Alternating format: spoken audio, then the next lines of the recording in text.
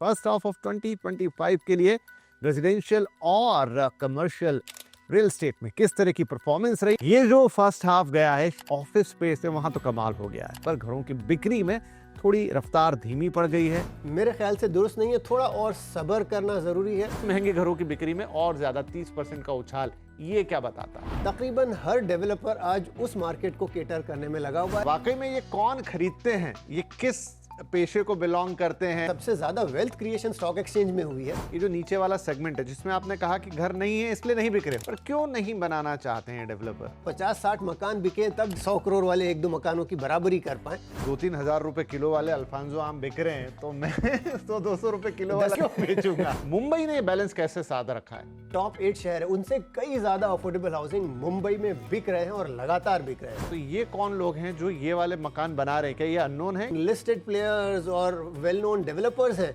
उनमें से कोई भी उस सेगमेंट को केटर नहीं कर रहा। तो दिल्ली को क्या हो गया सर? नंबर 1 का ताज अब दिल्ली पहन चुका है लग्जरी मार्केट में। इससे पहले कभी इतने बेहतरीन 6 महीने एक साथ नहीं आए ऑफिस स्पेस के अंदर कमर्शियल रियल एस्टेट। ये हमारी इकोनॉमी की ग्रोथ भी वो दर्शा रही है। क्या है ये ग्लोबल कैपेबिलिटी सेंटर और इनका भारत में आना क्या दर्शाता है? अब इंसोर्सिंग का इनकलाब आया हुआ है। ये है GCC, global capability centre.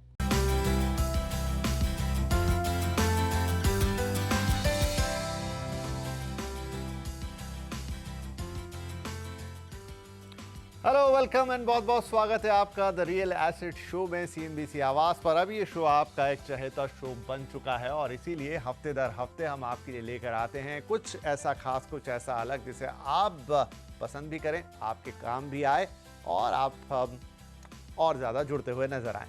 Right, तो अभी 6 महीने हो गए हैं इस साल के और अब ये हाफ ईयरली एनालिसिस लगातार आने शुरू हो गए हैं। पिछले हफ्ते हमने आपसे बातचीत की थी कि इन 6 महीनों में कितनी इंस्टीट्यूशनल मनी रियल एस्टेट के अंदर आई और अब वक्त है ये 6 महीनों का लेखा जोखा देखने का। ये 6 महीने का रिपोर्ट कार्ड भी तैयार हो चुका है कि कैसा रहा है हमारा रियल एस्टेट मार्केट, और ये रिपोर्ट कार्ड आ रहा है नाइट फ्रैंक इंडिया की तरफ से, जहां पर फर्स्ट हाफ ऑफ 2025 के लिए रेजिडेंशियल और कमर्शियल रियल एस्टेट में किस तरह की परफॉर्मेंस रही है वो निकल कर आई। एक हल्का आइडिया मैं आपको दे देता हूं, उसके बाद विस्तार से बातचीत शुरू करेंगे। तो देखिए, अगर पहले बात कर ले हम रेजिडेंशियल की, तो यहां जरूर थोड़ी सी सुस्ती नजर आई है। क्या वो जगह आ गई है जब एक टर्न अराउंड होना शुरू होगा? कुछ शहरों में हमें वो दिखना शुरू हो गया है जहां पर घरों की बिक्री में थोड़ी रफ्तार धीमी पड़ गई है या रुक सी गई है या थोड़ी नीचे भी चली गई है।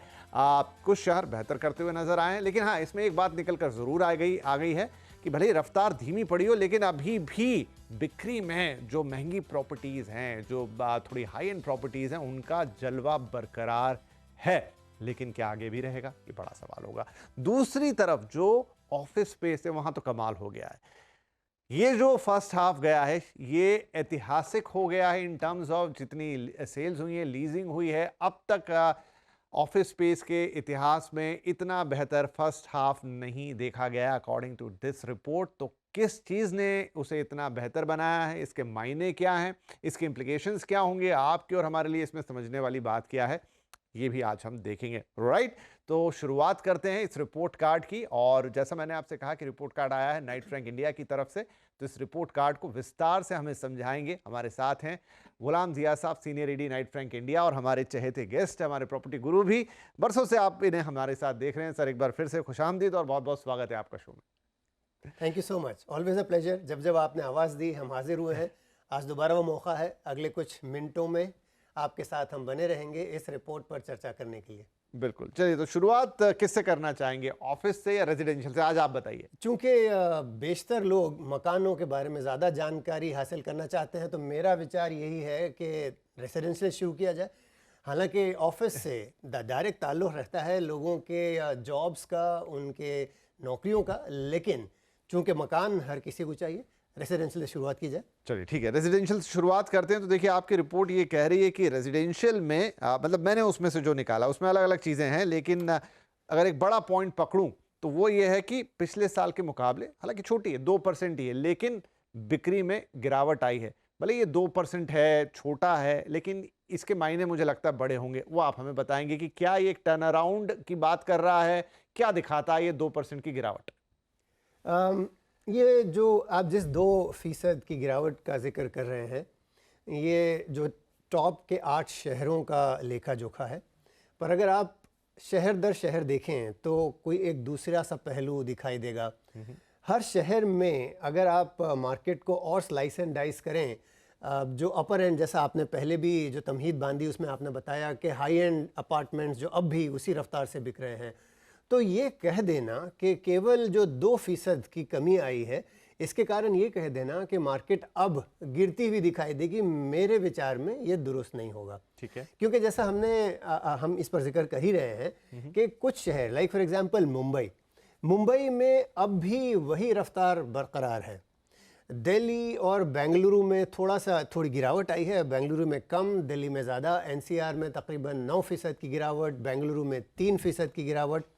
लेकिन ये सारे जो बड़े मार्केट्स हैं, उसी दूसरी ओर पूना एक बड़ा मार्केट बन के उभरा है।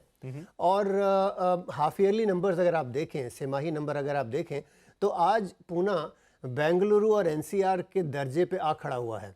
तो ये कुछ एक ऐसी कुछ चीज़ें हैं जो अपने आप में बहुत महत्व रखती हैं। तो आज भी मैं ये नहीं समझता कि मार्केट टर्न अराउंड के सिग्नल दे रही है। शायद थोड़ी रफ्तार सुस्त पड़ती हुई दिख रही है, लेकिन इस रफ्तार की सुस्ती को पूरी तरह से एस्टैब्लिश करने के लिए आपको चंद एक क्वार्टर्स या साल 2 साल इंतज़ार करना बनता है। ये इतनी जल्दी जो लोगों ने ऑलरेडी ये नज़में बनाना शुरू कर दी कि वक्त आ गया है अब गिरेगा वगैरह, मेरे ख्याल से दुरुस्त नहीं है। थोड़ा और सब्र करना ज़रूरी है ताकि और चंद क्वार्टर्स देखने के बाद इस नतीजे पे पहुंचने में आसानी हो। ठीक है जी। तो मैं थोड़े नंबर्स और बता दूं यहाँ पे दर्शकों की सहूलियत के लिए। तो जनवरी से जून, ये जो पहला हाफ है, इसमें 1,70,201 यूनिट्स ओवरऑल इन 8 बड़े शहरों में बिकी है। और उसी में जो 2% का आंकड़ा है वो हम बता रहे हैं। लेकिन जैसा जिया साहब कह रहे हैं कि अभी जल्दी मत कीजिए, अभी ये घोषित मत कीजिए कि ये यहाँ से गिरावट का दौर शुरू हो गया है। अगर आप इसे गिरावट मानते हैं, अगर आप कह रहे हैं कि ये लॉन्ग टर्म में गिरावट होगी, तो आपको कुछ क्वार्टर्स और इंतजार करना पड़ेगा, ऐसी 1-2 और रिपोर्ट देखनी पड़ेंगी। तो हम थोड़ा इसको और स्लाइस एंड डाइस करते हैं, जैसा सर कह रहे थे। और कुछ आंकड़े हैं यहाँ पर, मसलन कि 1 करोड़ से महंगे घर 17% ज्यादा बिके हैं।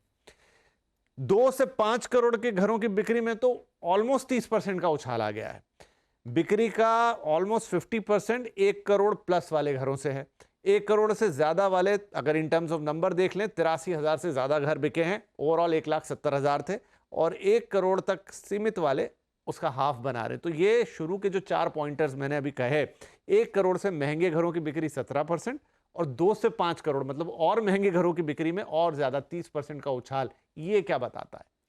और चूंकि बात हाई एंड की अब शुरू हो गई है, तो जो थोड़ी देर पहले हम जिस मुद्दे को सामने रखना चाह रहे थे वो यही है कि मार्केट सेगमेंट्स को अलग अलग करके अगर आप देखें, तो सबसे ऊपर का जो सेगमेंट है, जो कीमती मकान, जो लग्जरी अपार्टमेंट्स की बिक्री है, वो तो न सिर्फ बरकरार है बल्कि और बढ़ती हुई दिखाई दे रही है। जैसा अभी आपको नंबर्स जिसका आपने जिक्र किया वो दर्शाता है कि जो लग्जरी अपार्टमेंट्स हैं, जो हाई एंड अपार्टमेंट्स हैं, इनकी बिक्री की रफ्तार और बढ़ती चली जा रही है। और जैसा कि आपने एक और जो बहुत इंपॉर्टेंट चीज़ है वो बताई कि एक वक्त था जब लग्जरी अपार्टमेंट, हम उस वक्त चूँकि हम 1 करोड़ से ऊपर के मकानों को हाई एंड मकान कहा करते थे। 1 करोड़ से ऊपर के मकान 20-25% भी नहीं होते थे। तकरीबन 2/3 50 लाख से नीचे के मकान बिका करते थे कोविड के आने से पहले। उसके बाद जो मार्केट में एक तब्दीली आई है, जो एक बहुत बड़ा चेंज आया है, वो ये है कि अपर एंड अपार्टमेंट की बिकने की रफ्तार बढ़ी है। इस कदर बढ़ी है कि अब जो 50 लाख से नीचे के वैल्यू वाले मकान हैं, उनकी तादाद श्रिंक होके, कम होके 1/3 से भी कम रह गई है। तकरीबन शायद 1/4 के आसपास आ गई है, 25-26% ही रह गई है। और ओवरऑल जो अपर एंड है जो 1 करोड़ से ऊपर का है, वो 50% से ज़्यादा का शेयर लिए जा रहा है। तो इस चीज़ से तो ये बात तय है कि हाई एंड वाली जो मार्केट है, तकरीबन हर डेवलपर आज उस मार्केट को केटर करने में लगा हुआ है, जिसके पॉजिटिव्स भी हैं, नेगेटिव्स भी हैं। अगर हम पॉजिटिव्स पर गौर करें तो जाहिर सी बात है, चूँकि हर डेवलपर कॉमर्स वो अपना बिजनेस संभालना चाहता है, तो जहाँ पर रफ्तार बरकरार है, जहाँ पर मकान तेज़ी से बिक रहे हैं, अच्छे दामों पर बिक रहे हैं, बेहतर प्रॉफिट बना रहे हैं, वहाँ पर डेवलपर्स का फोकस पिछले 3 से 4 सालों में बहुत ज़्यादा होता चला गया है। और उसके बरखिलाफ जो दूसरा और है, जो निचली तह है जिसे हम अफोर्डेबल हाउसिंग कहते हैं, 50 लाख से नीचे वाले मकान, वहाँ पर तकरीबन हर वो डेवलपर जिसको आप और हम जानते हैं या नॉन डेवलपर कह लें, वो वहाँ से पलायन कर चुके हैं। अब कोई भी उस सेक्टर को केटर नहीं कर रहा। 50 लाख से नीचे के मकान बनना तकरीबन बंद हो चुके हैं। बस चंद एक डेवलपर जो बहुत ज़्यादा नामी गिरामी ना हो, नामचीन ना हो, वो अब भी वहाँ बरकरार हैं। और ये अपने आप में एक बड़ा मसला बनकर आगे दिखाई देगा, क्योंकि एक तरफ तो तर्क वितर्क की अगर बात कर लें, लोग कहते हैं कि अगर मकान हैं तो मकान बिकेंगे, मकान अगर ना हो तो क्या बिकेगा। और ये बात बिल्कुल सही साबित होती है जब हम अफोर्डेबल हाउसिंग पर नज़र डालें कि अगर वहाँ पर मकान बन नहीं रहे हैं तो खरीदार के सामने बड़ा मसला है कि खरीदे भी तो क्या खरीदे। राइट। तो ये जो चीज़ है आगे चल के और बिकट होती हुई दिखाई दे रही है और कॉम्प्लिकेटेड होती जाएगी, क्योंकि वहाँ कोई डेवलपर, अच्छे डेवलपर बचे नहीं हैं। जो हैं वो बहुत छोटे डेवलपर हैं, चंद एक ही छोटे छोटे क्वांटिटी में छोटी मात्रा में मकान बना रहे हैं, और उसके कारण वहाँ पर जो श्रिंकेज है वो लोअर एंड में बहुत ही साफ तौर पे, वाज़ेह तौर पे दिखाई दे रहा है। वैसे तो आपने एक्सप्लेन किया कि क्या कारण है, चूंकि एक बिजनेस है और वो एक बिजनेस सेंस जहां बनेगा वहां होगा, लेकिन फिर भी ये जो नीचे वाला सेगमेंट है जिसमें आपने कहा कि घर नहीं है इसलिए नहीं बिक रहे, होते तो बिकते, बल्कि शायद वहां डिमांड ज्यादा ही होती, पर क्यों नहीं बनाना चाहते हैं डेवलपर? एक बहुत ही मोटी सी बात मैं सामने रखना चाहूँगा, और शायद चंद एक नाम यहाँ आ जाए, माफ़ कीजिएगा, यहाँ किसी को प्रमोट करना मकसद नहीं है। जब कोई बड़ा नामी डेवलपर 100 करोड़ के 3500 मकान बेचना शुरू करता है, हर वो मकान जो बेचा जा रहा है वो शायद 2 या 5 दिन में उसका ट्रांजैक्शन मुकम्मल हो रहा है। उसके बरखिलाफ जब वही डेवलपर को किसी टियर 2 मार्केट में 50 लाख के मकान बेचने पड़े, तो वो एक मकान की जो सेल्स एंड मार्केटिंग का इंफ्रास्ट्रक्चर है उसके बनिस्बत आपको 10 गुना ज़्यादा मार्केटिंग का एफर्ट्स लगाने होंगे, क्योंकि वो मकानों की बिक्री, वो 50 लाख के शायद 50-60 मकान बिके तब जाके 1-2 मकानों का 100 करोड़ वाले 1-2 मकानों की बराबरी कर पाएँ। तो ये मसला तो बहुत बड़ा है कि अगर आपके अपर एंड में इतनी सुविधा के साथ, इतनी सरलता के साथ मकान बिक रहे हैं, और जिसकी मीडिया में भी कई बार उछाला जाता है कि इन्होंने लॉन्च किया और 100 मकान बेच दिए, उन्होंने लॉन्च किया, फलां ने लॉन्च किया और सारे मकान बिक गए। तो ये अपर एंड की कहानी है, लेकिन उनका जो अप्रोच है वो सिंपल है, जहाँ पर प्रॉफिट ज़्यादा है, जिसे हम अंग्रेज़ी में कहते हैं लो हैंगिंग फ्रूट, जहाँ पर आसानी से बिक रही है, बस सामान बिक रहा है और प्रॉफिट ज़्यादा है, मार्जिन ज़्यादा है, ज़ाहिर सी बात है फोकस वहाँ है। जब यहाँ पर तंगी होना शुरू होगी, जब अपर एंड में किसी किस्म की कोई दुविधा दिखाई देगी, तब इनका ध्यान दोबारा लोअर एंड पर आकर्षित होगा, जो आज से 10 साल पहले हुआ करता था। जी। अब हम ये कहना चाहेंगे कि ऐसा ना हो कि उनको कोई झटका लगे वहाँ पर तवज्जो देने के लिए, उसके पहले ही अगर वो अपनी तवज्जो वहाँ पर मरकूज कर पाएँ तो बेहतर होगा। तो मतलब अगर मेरे 2-3 हज़ार रुपए किलो वाले अल्फांसो आम बिक रहे हैं तो मैं 100-200 रुपए किलो वाला दशहरी क्यों बेचूंगा? बिल्कुल सही, उसकी दुकान में क्यों लगाऊंगा अगर सब कुछ बिक रहा है। यहाँ पर मैं एक छोटा सा जिक्र लेके आना चाहता हूँ, और इत्तेफाक ये है कि जैसी आपकी रिपोर्ट है, गेरा साहब, रोहित गेरा जी, गेरा डेवलपर फ्रॉम पुणे, वो भी एक रिपोर्ट अपनी निकालते हैं सिटी वाइज से, पुणे के लिए बात करते हैं, तो उनकी भी रिपोर्ट हालिया प्रदर्शित हुई आई, और उनकी सालाना रिपोर्ट है जिसमें उन्होंने लेटर हाफ यानी आधा साल पकड़ा है 2025 का, और जो 24 का, और जो आधा वक्त हमारा ये 2025 का बिक गया, उसको मिला के उन्होंने एक साल का पूरा साइकिल पकड़ा है। अब उनकी रिपोर्ट कहती है पुणे के लिहाज से कि वहां पर मकानों की बिक्री 8% गिरी है। जैसे आपके इसमें रिपोर्ट में इस हाफ में 1% है, तो शायद पिछले हाफ में ज्यादा गिरी होगी, तो वो एवरेज निकल के आया होगा। अब वो एक चीज, एक टर्म यूज करते हैं स्टिकर शॉक का, और उनका ये कहना है कि क्या हो रहा है मार्केट के अंदर, क्योंकि पिछले 5 साल में मकानों की कीमतें करीब करीब 40% बढ़ गई, जो कि बढ़ी भी हैं। और उन्होंने ये भी कहा कि जो हम महंगे घरों की बात कर रहे हैं तो साइज बड़े हो गए कोविड के बाद से, तो घरों के जो साइज हैं उनमें भी कुछ 40-50% का इजाफा हो गया।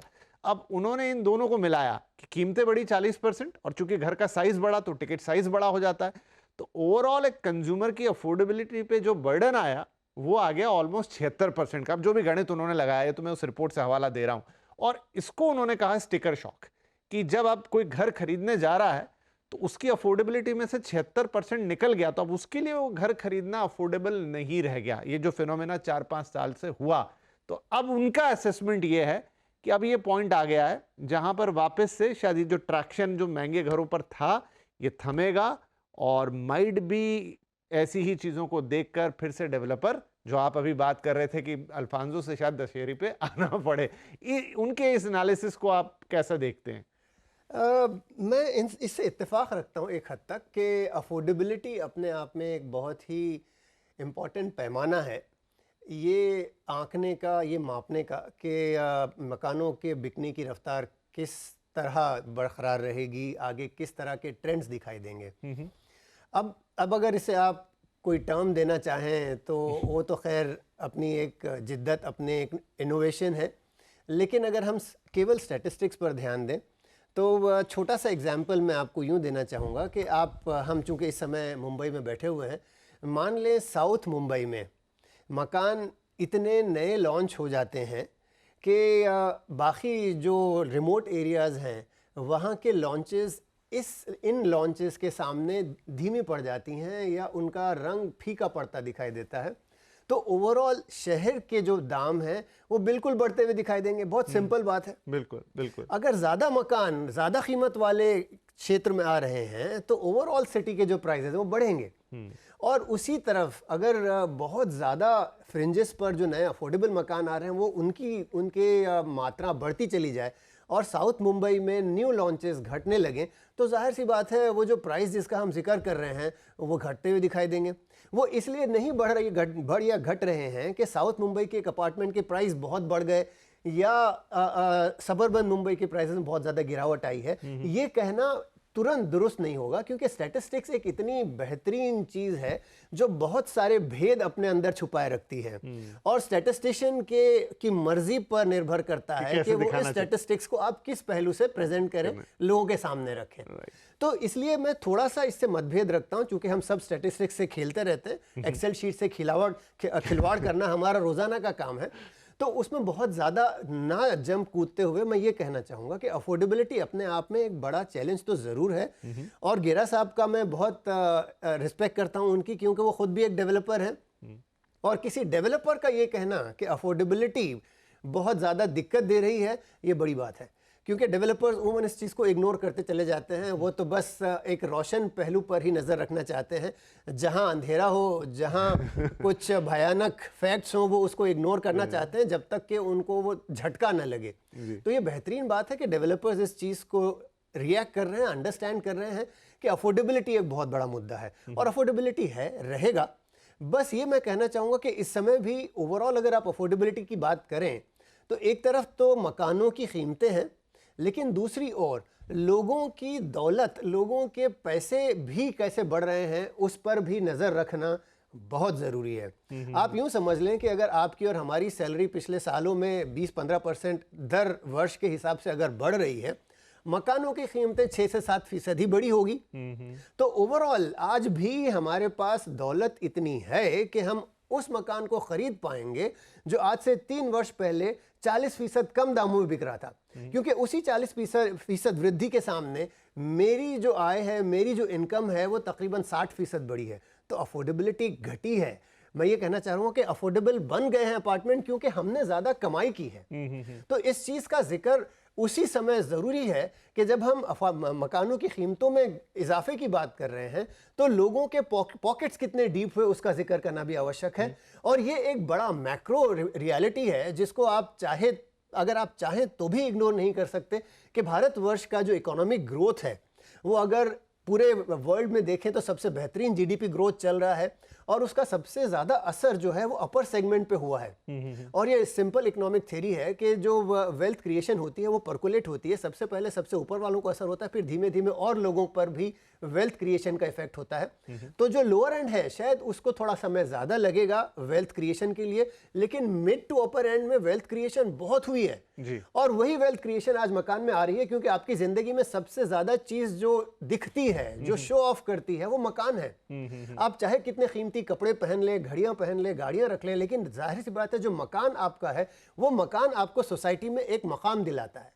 तो सबसे ज़्यादा हिस्सा जो आपकी दौलत का है वो मकानों में आता है। और वो पिछले 3 साल में पूरी तरह से दर्शा रहा है ये बात कि हमारी जो ओवरऑल इकोनॉमिक ग्रोथ हमारे मुल्क की हुई है, हमारे शहरों की हुई है, उसमें मुंबई, दिल्ली, बेंगलुरु जैसे शहर ऊपर की सतह पर हैं।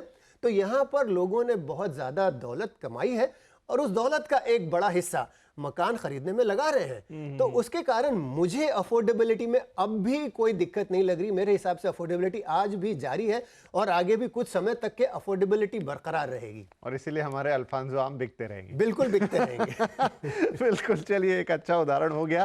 तो यहाँ पर गुलाम साहब, मुझे लगता है आपके यहाँ से भी इनफैक्ट एक वेल्थ रिपोर्ट आती है, नाइट फ्रैक इंडिया, लेकिन वो अलग तरीके एक रिपोर्ट क्यों ना ऐसी बने, मतलब वो तो आप ही लोग देखेंगे, जिसमें वाकई में ये कौन खरीदते हैं, ये किस पेशे को बिलोंग करते हैं, इनकी सालाना आय कैसे काम करती है, तो वो भी एक बड़ा इंसाइट होगा अगर ऐसी कोई रिपोर्ट आती है तो। बिल्कुल बिल्कुल दुरुस्त कहा आप। ये चंद एक चीज़ें, अब चूंकि जिक्र निकला ही है, जिक्र छेड़ ही गया है, तो थोड़ा और विस्तार इस पे देख लें कि जो वेल्थ क्रिएशन है ख़ास तौर से मुंबई में सबसे ज़्यादा इसलिए हुआ है कि स्टॉक एक्सचेंज यहाँ है। इक्विटी मार्केट्स में जो लोग, इंपॉर्टेंटली ये समझना ज़रूरी है कि इक्विटी मार्केट में पार्टिसिपेशन वेस्ट ऑफ इंडिया का बहुत ज़्यादा है। महाराष्ट्र और गुजरात में मैक्सिमम इक्विटी पार्टिसिपेशन आपके जो लोग जो निवेश करते हैं वो यहाँ से ताल्लुक़ रखते हैं। दिल्ली में इतने नहीं हैं। मैं ये कहना चाह रहा हूँ कि सबसे ज़्यादा वेल्थ क्रिएशन स्टॉक एक्सचेंज में हुई है।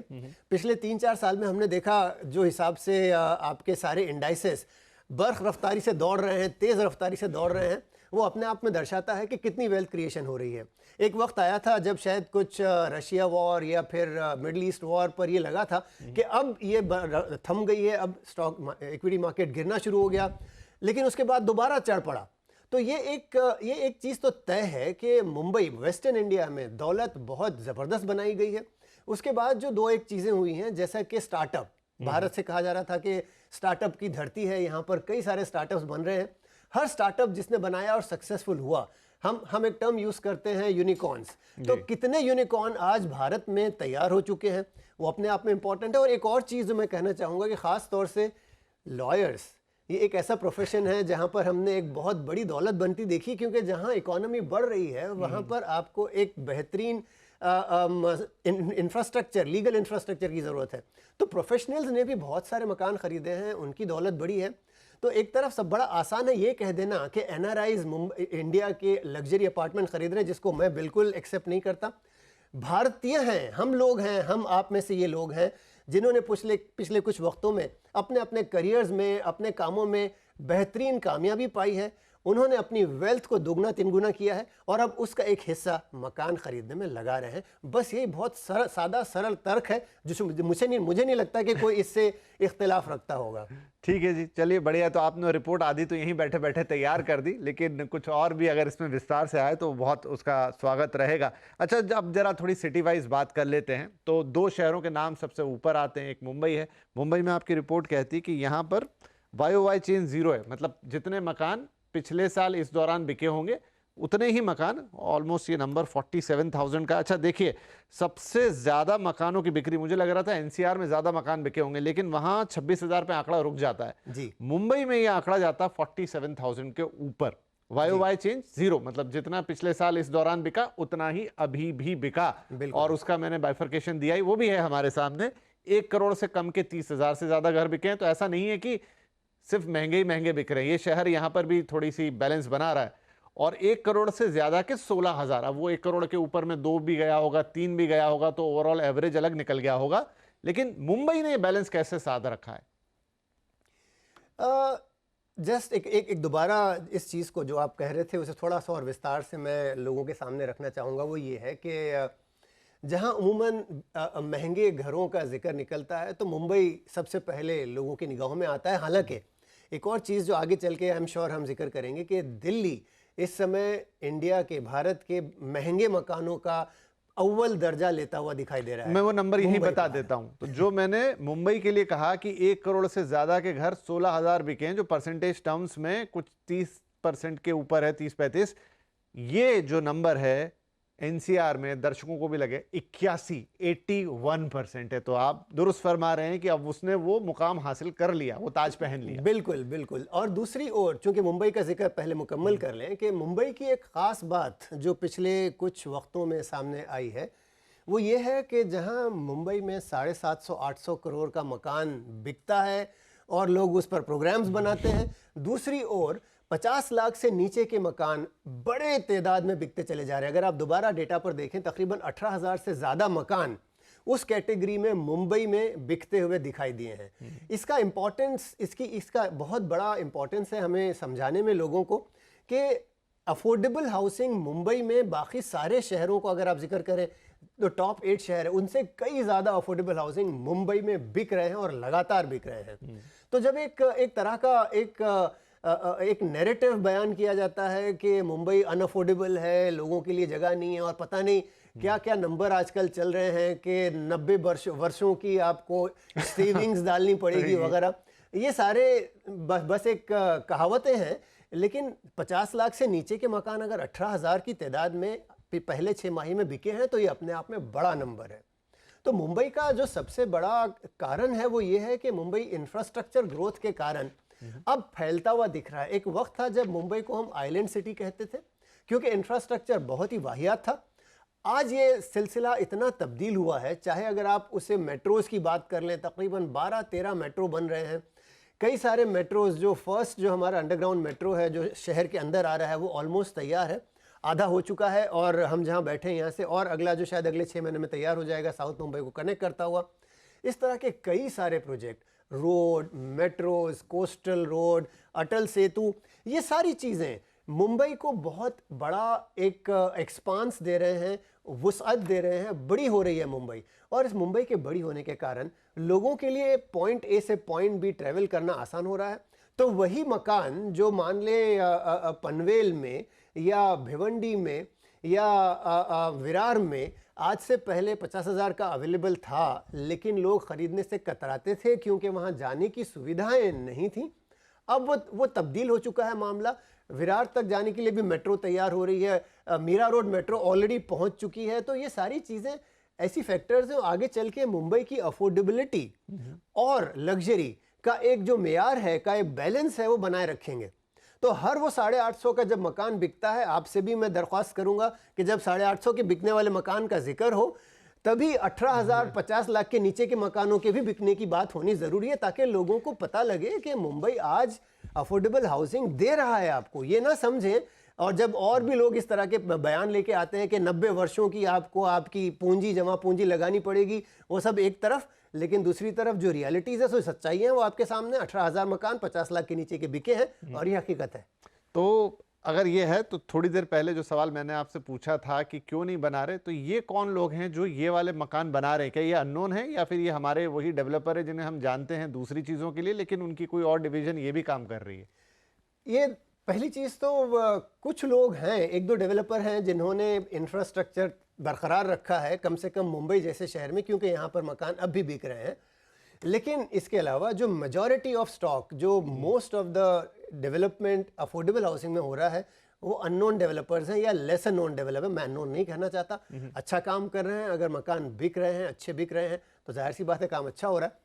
लेकिन जितने भी नोन लिस्टेड प्लेयर्स और वेल नोन डेवलपर्स हैं, उनमें से कोई भी उस सेगमेंट को केटर नहीं कर रहा। ठीक है जी, ये तो बात हो गई। चलिए, मुंबई की काफ़ी बात हो गई, अब आ जाते हैं दिल्ली पे, जिसका आप जिक्र कर रहे थे कि 81% जो मैंने बताया महंगे घरों की बिक्री उस शहर ने क्लॉक की अपनी ओवरऑल सेल्स के अंदर। दिल्ली को क्या हो गया सर?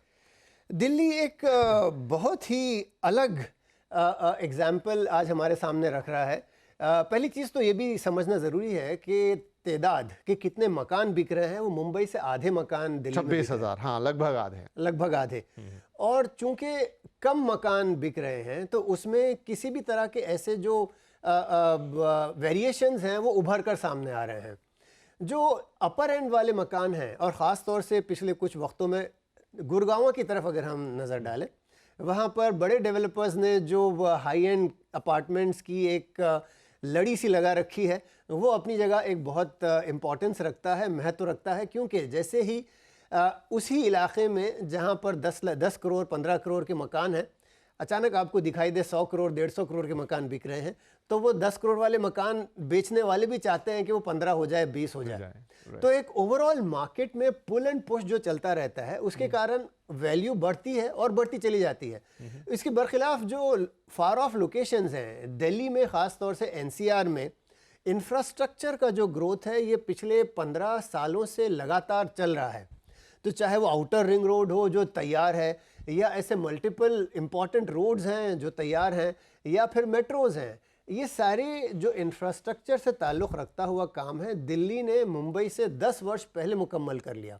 तो आज से 10 साल पहले दिल्ली में ओवरऑल अफोर्डेबल हाउसिंग की तादाद मुंबई के सामने बहुत ज़्यादा थी, लेकिन जैसे जैसे अब वो स्थिति स्टेबलाइज हो चुकी है, तो एक वक्त ऐसा आया, दरअसल ये कोविड के बाद का जो अरसा था जहाँ पर lower end of the society सबसे ज़्यादा मार खाती हुई दिखाई दी थी, वो अब भी उस रिगमरोल से या उस दुविधा से बाहर नहीं आ पाई है। तो मुझे लगता है कि अगले चंद महीनों में, चंद सालों में वो दोबारा वापस आएंगे, अफोर्डेबल हाउसिंग का सेगमेंट दोबारा बरकरार होता हुआ दिखेगा। लेकिन इन द इंटरिम जो लग्जरी मार्केट है, एनसीआर पिछले कई सालों से लग्जरी मार्केट के लिए नहीं जाना जाता था, लेकिन सडनली पिछले 20-25 साल में गुड़गांव का खासतौर से अगर हम जिक्र करें, ये एक नया लाइफस्टाइल हब के तौर पर आगे आया है। साइबर हब एक बहुत बड़ी लोकेशन है जहां पर हर कोई चाहता है कि वहां दिखाई दे, वहां की सोशल लाइफ, वहां का खाना पीना, वहां के नाइट क्लब्स और वो सारी चीज़ें उसको एक अलग ही रंग में दर्शाती हैं, एक अलग ही रोशनी है, एक अलग ही चमक है जो गुड़गांव में पिछले 10-15 साल में तैयार हुई है।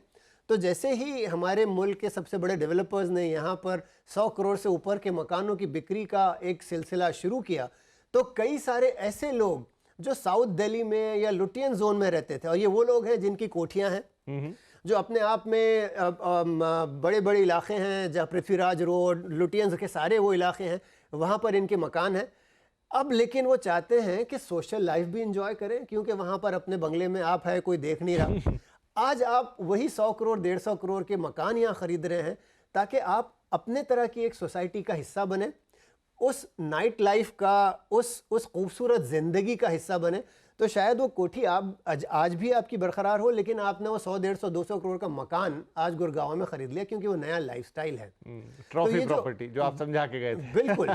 तो ये जो एक टर्न अराउंड आया है, ये नया है जी। एनसीआर के लिए। लग्जरी सेगमेंट में दाखिला नया है। मुंबई पिछले कई सालों से लग्जरी मार्केट को केटर करता चला आ रहा है, लेकिन जो एक बिग बैंग के साथ दिल्ली ने लग्जरी मार्केट में दाखिला लिया है, उससे मुंबई को पीछे छोड़ के आगे चलता हुआ दिखाई दे रहा है। जैसा आपने कहा कि ये नंबर 1 का ताज अब दिल्ली पहन चुका है लग्जरी मार्केट में। राइट। चलिए कुछ एक स्टैटिस्टिक्स में दर्शकों को और बता लेता हूं, तब तक गुलाम साहब को थोड़ा सांस लेने का मौका लेते हैं क्योंकि लगातार हम उनसे बुलवा रहे हैं यहाँ पे।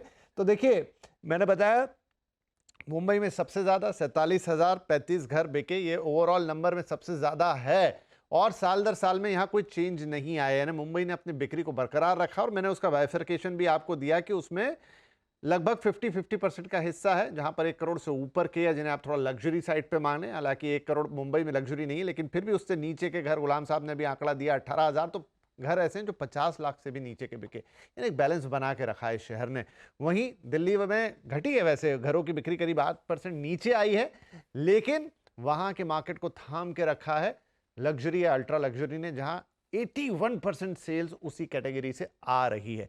कलकत्ता में 11% बिक्री घटी है, बेंगलुरु में 3% बिक्री घटी है। हैदराबाद एक ऐसा शहर जरूर है जहां पर 12% का इजाफा देखने को मिला है, क्योंकि हैदराबाद थोड़ा वक्त की उस लकीर पे अलग तरीके से चल रहा है, जिसका हमने पिछले कई एपिसोड में जिक्र भी किया, जब ये प्रश्न आया कि हैदराबाद के डायनामिक्स इतने अलग क्यों, क्योंकि उसने एक समय तक बहुत सारी चीज़ें झेली, जब वो 2 स्टेट्स के बीच में झगड़ा था, फिर फाइनली वो एक कॉमन कैपिटल के तौर पे आया, अब उसकी डेवलपमेंट की रफ्तार एक अलग तरीके से चल रही है, तो वहाँ के नंबर हमेशा आपको थोड़े अलग दिखेंगे।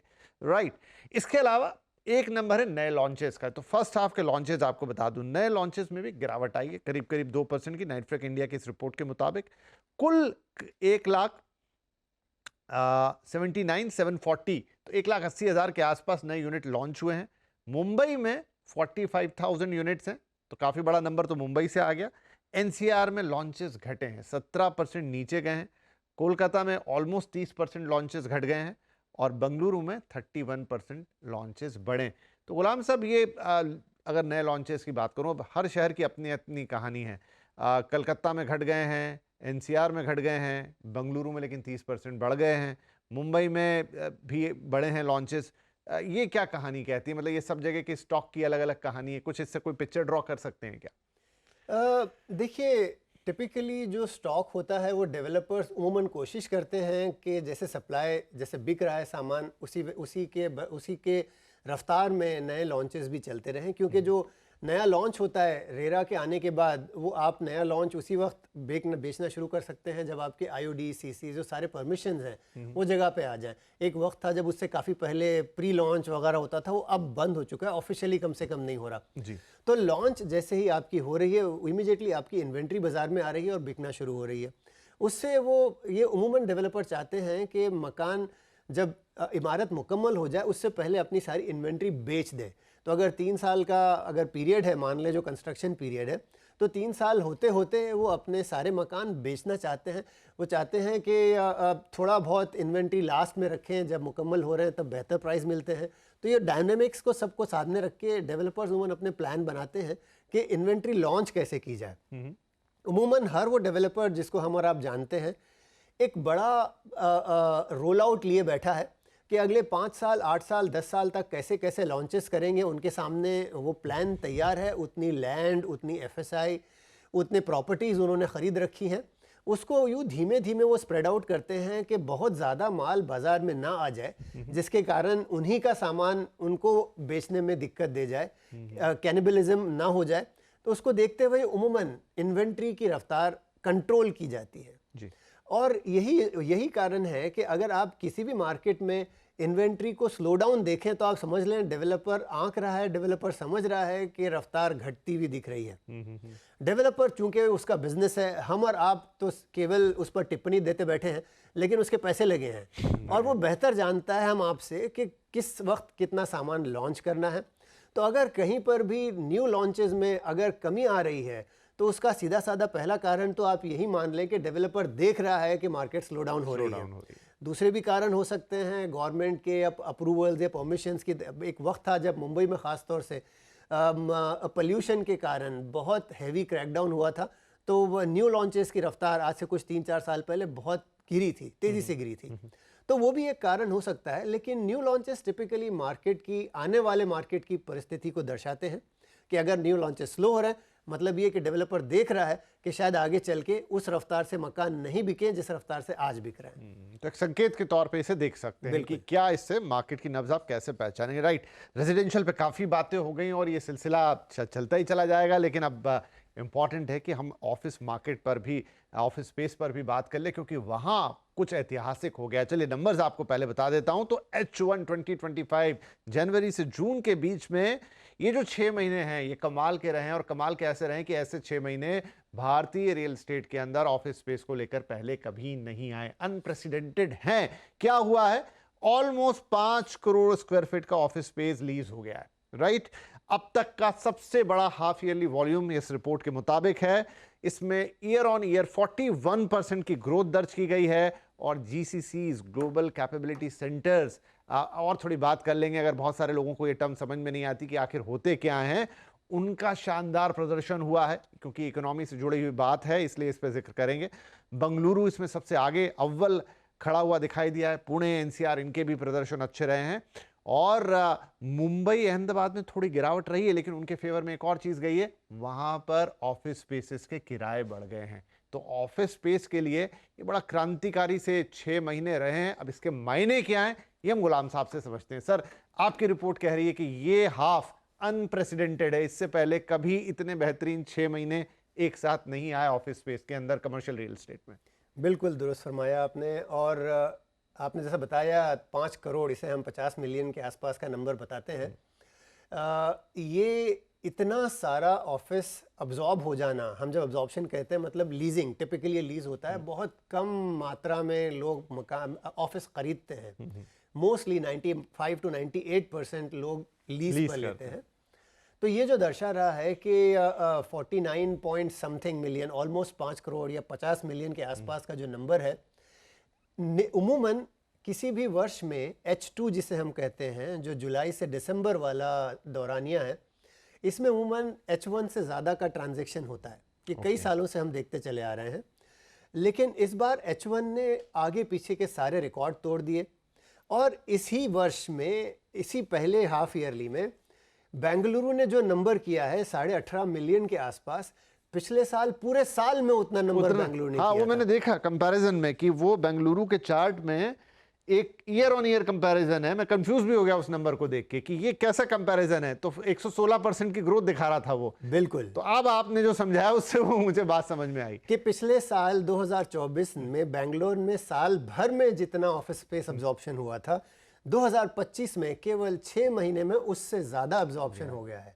तो इसका मतलब बहुत ही सिंपल है कि जहां सारे दुनिया में, सारे विश्व में ऑफिस स्पेस को लेके बहुत भयंकर कंसर्न्स शुरू हो गए हैं, अमेरिका में सबसे ज़्यादा, यूरोप में भी, हर तरफ ऑफिस स्पेस को लेके हर जगह गिरावट देखी जा रही है।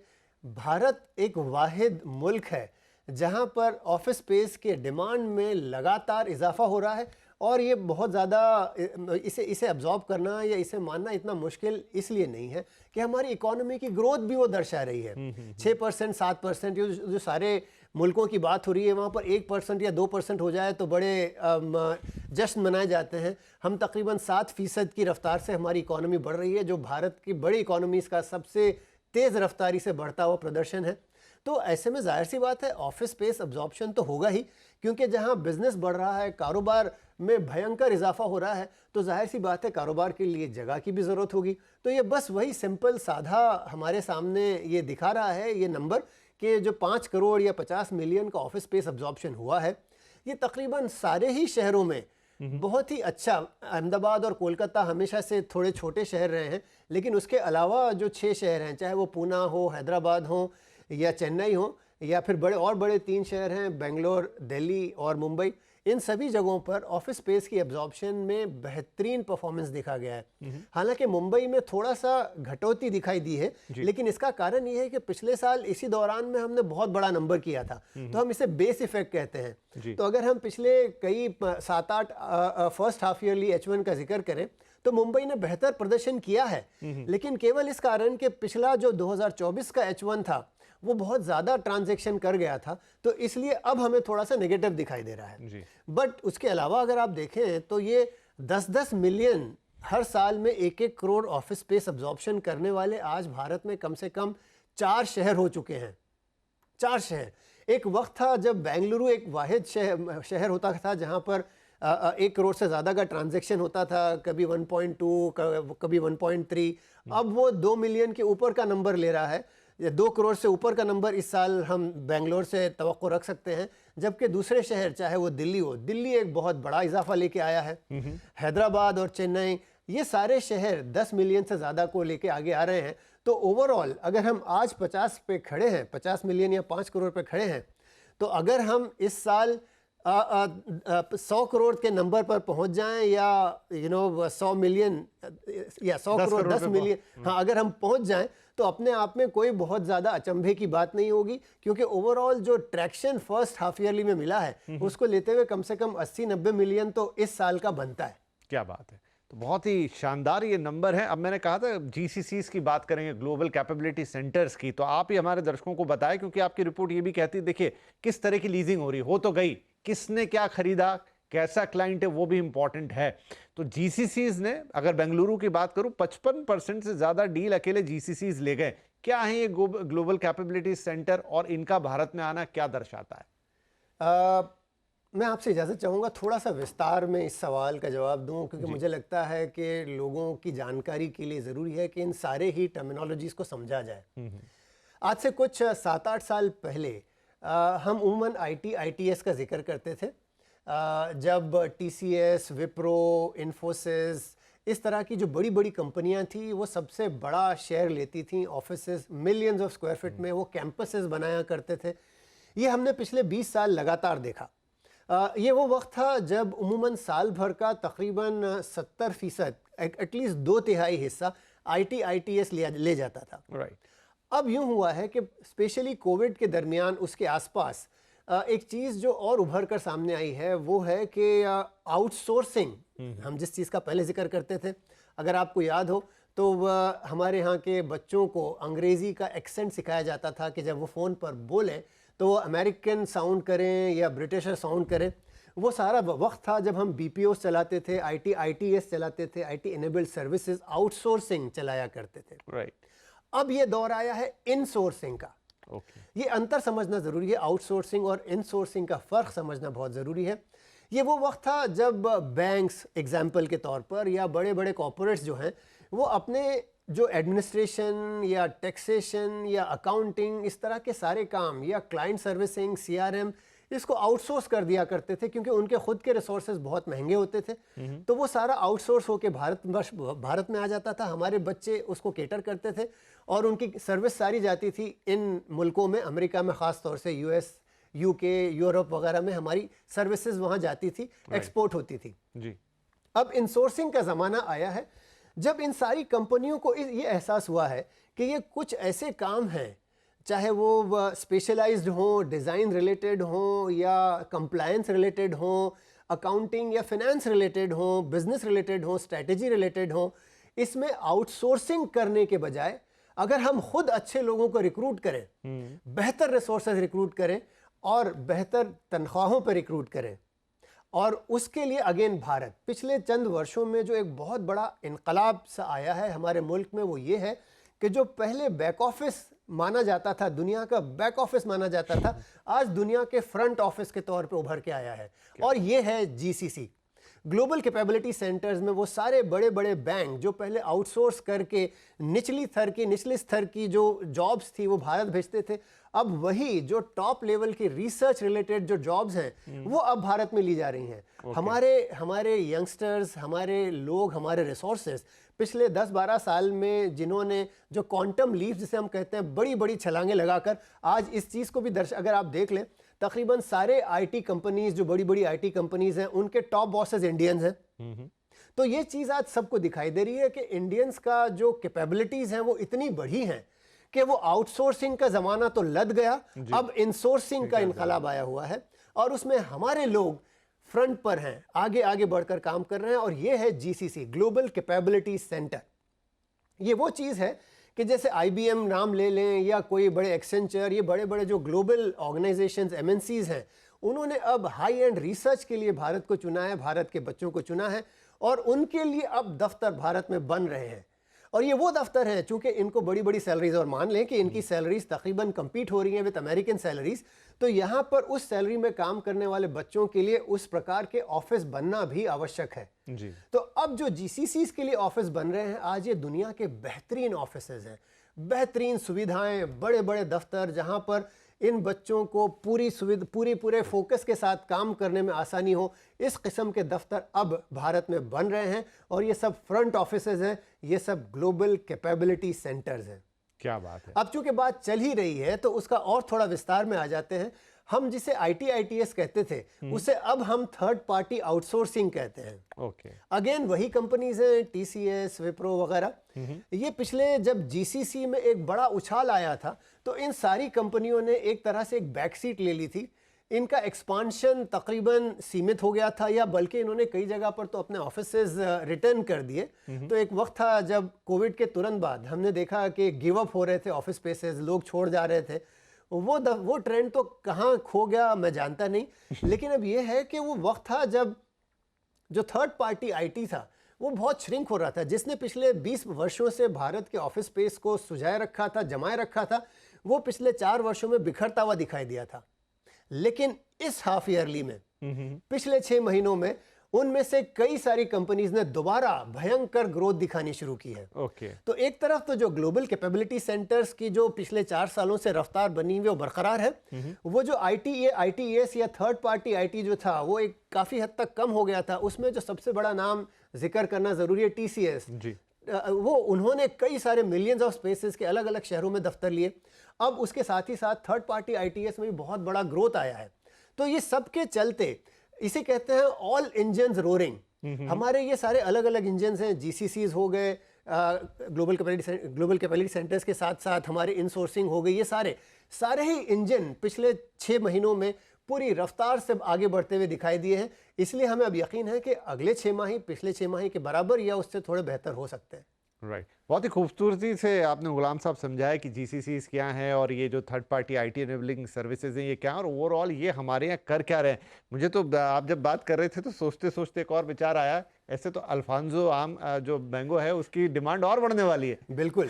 क्योंकि अगर हमारे ही लोगों को इतनी बेहतरीन नौकरियां, पे स्केल और बड़े बड़े ऑफिसेज उनके लिए हो रहे हैं तो फिर वो उसी स्टैंडर्ड का घर भी चाहेंगे, फिर वो कोई बनाएगा और वो बिकेगा और फिर वही आंकड़े हम यहाँ पे बनाएंगे बताएंगे।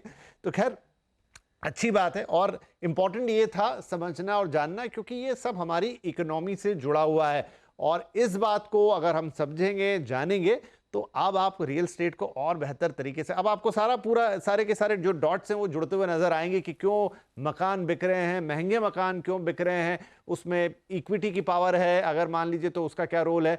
बेंगलुरु या हैदराबाद जैसे शहरों में जो ये सब कुछ इनकलाब हो रहा है, जहां इतनी ज्यादा लीजिंग हो रही है, रिकॉर्ड्स बन रहे हैं, जीसीसीज आ रहे हैं, आईटी सर्विसेज फिर से अपना नया मुकाम हासिल कर रही हैं, तो भाई ये वही लोग हैं जो नए घर खरीदेंगे, जो महंगे घर खरीदेंगे। और दूसरी तरफ वो भी है जहां पर हम सस्ते घरों की बात कर रहे हैं, मुंबई ने अभी भी वो परचम बुलंद करा हुआ है। तो ये बहुत सारा एक स्पेक्ट्रम है रियल एस्टेट का जिसको समझना जरूरी है। चलते चलते मैं थोड़े रेंटल्स की भी बात कर लेता हूं। मुंबई में ऑफिस रेंटल 12% बढ़ते हुए दिखे हैं, एनसीआर में रेंटल 8% बढ़े, बेंगलुरु में 7% बढ़े, हैदराबाद में 10, कोलकाता में, यानी ऑफिस रेंटल महंगे होते जा रहे हैं। डिमांड सप्लाई वाला ही खेल होगा, इसका भी मुझे थोड़ा निहितार्थ बता दीजिए कि इसके क्या मायने हैं। देखिए, एक तरफ तो ये भी है, जैसा हम लग्जरी मकानों का जिक्र कर रहे थे, तो उसी प्रकार ये जो ऑफिसेज हैं इन्हें भी मैं लग्जरी ऑफिस की कैटेगरीज में लाना चाहूँगा कि ये मुंबई में चंद एक ऐसे लोकेशंस हैं जैसे बांद्रा कॉम्प्लेक्स हो गया या वर्ली हो गया, इसमें जो नए ऑफिसेज आए हैं और वो बेहतरीन रेंट पर आज लीज हो रहे हैं, रेंट हो रहे हैं, लीव इन लाइसेंस पर जा रहे हैं, जिसके कारण एवरेज रेंट आपका बहुत बड़ा है मुंबई का। उसी तरफ जैसा हमने पहले अफोर्डेबल हाउसिंग का जिक्र किया मुंबई में, उसी तरह आज मुंबई में ऐसे कई सारे लोकेशंस हैं जहां पर अफोर्डेबल दफ्तर आज भी अवेलेबल हैं। अगर हम थाना का जिक्र कर लें, थाना बिलापुर रोड की बात कर लें, वागले इंडस्ट्रियल एस्टेट में आज भी बहुत अफोर्डेबल ऑफिसेज मिल रहे हैं। नवी मुंबई का जिक्र कर लें, ये कई सारे ऐसे मकामात हैं जहां पर अफोर्डेबल हाउसेज दफातर आज भी मौजूद हैं और वहाँ पर ऑक्यूपेंसीज अब ज़्यादा नहीं है, वहाँ पर लोग ज़्यादा जाना पसंद नहीं करते, इसलिए वहाँ पर अवेलेबल है, दफ्तर अवेलेबल है, अफोर्डेबल दफ्तर मुंबई में काफ़ी हैं। तो वंस अगेन जब दफ्तर के रेंट मुंबई में सबसे ज़्यादा हैं, लेकिन उसी ओर बैलेंस बना हुआ है क्योंकि अफोर्डेबल हाउस ऑफिसेज भी यहाँ पर उसी प्रकार अवेलेबल हैं। लेकिन जो ग्रोथ आई है उसका कारण ये है कि demand of high and offices बहुत तेज़ी से बढ़ा है और उसके सामने सप्लाई कम है।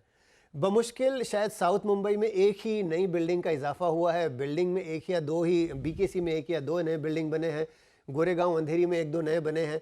तो नया इजाफा जो है, नई सप्लाई वो कम होने के कारण लोगों में, ये सिंपल इकोनॉमिक्स है कि डिमांड ज़्यादा है, दफ्तर कम है।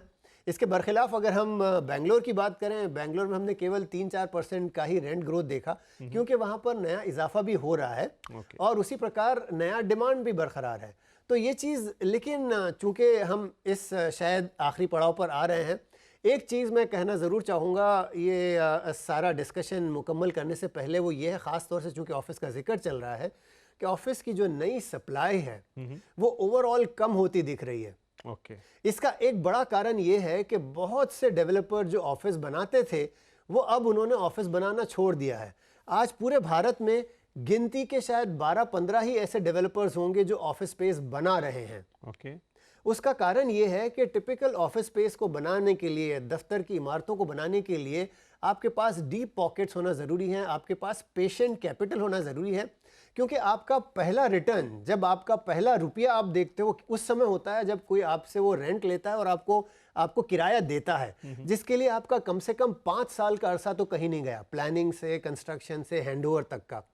तो ये चीज़ बहुत, वो उस किस्म के डेवलपर चाहिए जिनके डीप पॉकेट्स हों, जिनके पास कैपिटल की कमी नहीं हो, कैपिटल की तंगी ना हो, उस किस्म के लोग ही ऑफिस बना सकते हैं।